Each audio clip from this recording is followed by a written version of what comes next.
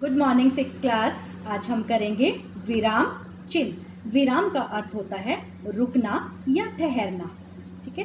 भाषा का मौखिक मौखिक मीन्स बोलते समय और लिखित प्रयोग करते समय भाव और अर्थ को स्पष्ट करने हेतु विराम यानी कि रुकने के लिए जिन चिन्हों का प्रयोग किया जाता है उन्हें विराम चिन्ह कहते हैं। जब भी हम वाक्य बोलते हैं तो बीच में कहीं कहीं रुकते हैं, यह रुकना ही विराम कहलाता है। जैसे रोको मत जाने दो, ये एक वाक्य है। अब देखो इसमें मैंने विराम चिन्ह लगाया है और उसका अर्थ बदल गया है। पहले में है रोको मतलब रोक लो, मत जाने दो उसे मत जाने दो। दूसरे में मैंने विराम चिन्ह जो है दूसरी जगह लगाया है, उसका अर्थ बदल गया। रोको मत मतलब इस इंसान को रोकना नहीं है, जाने दो उसको जाने दो। ठीक है। कुछ महत्वपूर्ण विराम चिन्ह हैं बेटा। ये विराम चिन्ह सभी भाषाओं में होते हैं। पहला है पूर्ण विराम, जहां वाक्य पूरा हो जाए वहां पूर्ण विराम आता है। प्रश्न सूचक वाक्यों को छोड़कर शेष सभी स्थानों पर इसका प्रयोग होता है। जैसे माँ बच्चे को सुलाती है तो पूर्ण विराम आएगा। ठीक है। दूसरा है अल्प विराम, वाक्य को बोलते या लिखते समय जहां बहुत कम समय के लिए रुका जाए वहां अल्प विराम आता है। जैसे रुक जाओ, जल्दी क्या है। तीसरा है प्रश्नवाचक चिन्ह। ठीक है।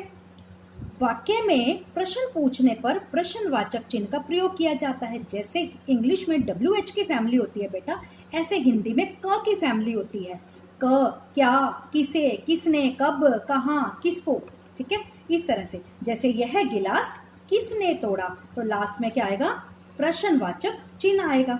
अगला है विस्मयादि बोधक, शोक, घृणा, भय, हर्ष आदि मन के भावों को प्रकट करने के लिए हम विस्मयादि बोधक शब्दों का प्रयोग करते हैं।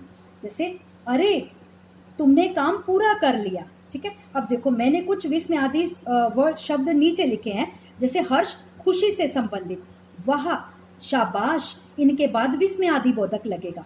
शोक जब दुख होता है, उफ, हाय राम। ठीक है। चेतावनी सूचक जब किसी को चेतावनी दी जाती है। सावधान, इसके बाद विस्मयादि बोधक लगेगा। घृणा जब नफरत होती है किसी से, नफरत करना, घृणा सूचक में छी छी, इसके बाद विस्मयादि बोधक लगेगा। अगला है योजक चिन्ह। योजक चिन्ह बेटा दो अथवा दो से अधिक शब्दों को जोड़ने के लिए इसका प्रयोग किया जाता है। ठीक है। यह दो तरह का होता है। एक तो जो समान समान शब्द होते हैं ना, जैसे वह पढ़ते पढ़ते सो गया तो पढ़ते पढ़ते दो समान शब्द है, उसमें योजक चिन्ह लगेगा। एक जो उल्टे अर्थ वाले होते हैं जिन्हें हम विलोम शब्द कहते हैं, उनमें योजक चिन्ह लगता है। जैसे सुख, दुख, माता, पिता, भाई, बहन, आगे, पीछे।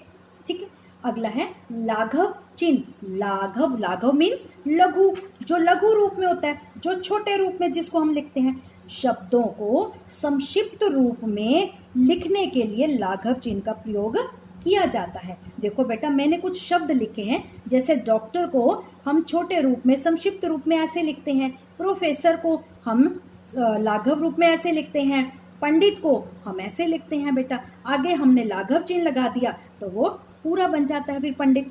ठीक है। अगला है हमारे पास हंस पद या त्रुटि पूर्वक। जब हम किसी वाक्य को लिखते हैं बेटा, उसमें हमसे कोई कमी रह जाती है, कुछ गलती से ना कोई शब्द छूट जाता है, तो हम ये हंस पद यानी कि त्रुटि पूर्वक जो चिन्ह होता है ना, ये लगाते हैं बेटा। ठीक है। और इसमें क्या होता है, हम उस शब्द को जो छूट गया ना, हम उसको ऊपर लिख देते हैं। हम ये एरो लगा के ना उस शब्द को ऊपर लिख देते हैं और उस सेंटेंस को कंप्लीट कर देते हैं, वाक्य को पूरा कर देते हैं। ठीक है। अगला है उदाहरण चिन्ह। उदाहरण चिन्ह बेटा दो प्रकार के होते हैं। एक तो दोहरे वाले, ये जो डबल वाले हैं इनको दोहरे वाले उदाहरण चिन्ह कहते हैं। एक ये जो सिंगल वाले होते हैं ये उदाहरण चिन्ह होते हैं बेटा।